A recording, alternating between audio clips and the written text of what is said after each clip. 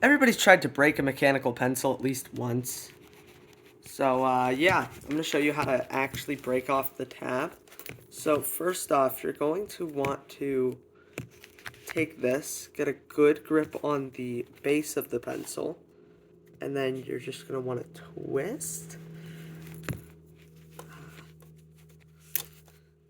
And then, bam, snap it right off.